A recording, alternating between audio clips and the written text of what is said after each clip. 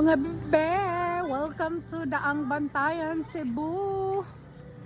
Ang inyong bebe nakarating dito. Bebe na. Ang ganda na bebe na yan. Sa lugar na yan, bebe. Oh, courtesy of Sit, kaway-kaway dyan, miss. Oh, di ba? Oh, yan ang aking personal driver of the night. Ang ganda naman dito, oy. Puntahan natin yung may pangalan doon, guys, na Daang Bantayan. Oh. Hello, mga bebe. Welcome to Daang Bantayan. Halik kayo. Klaro ako siya dyan. Apay Tagalog. Bisdak. Huwag man siya nag-ilaw, mga bebe. Nga naman. Shine Daang Bantayan. Oh, dami pa ilaw daan.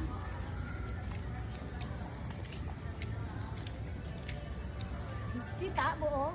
Ah. Oh, ang ganda ng Daang Bantayan. Buti na lang nakaputi ang aking t-shirt at kita ako sa dilim. Oh, di ba? Ang ganda. Blah blah. Idab. Ayan, lakihan natin ha para basa nyo. Oh. Shine Daang Bantayan. Unyagi karon approaching sa gitawag nila og seawall kay imo mang matan-aw ang kanang dagat. Daghan kay mga tambay mga batan-on, ngit-ngit lang dito sa dagat di nakapika, guys. Ay pwede din makanaog og kuan no. Napoy magliguan dire. Sumpay na sa dagat no?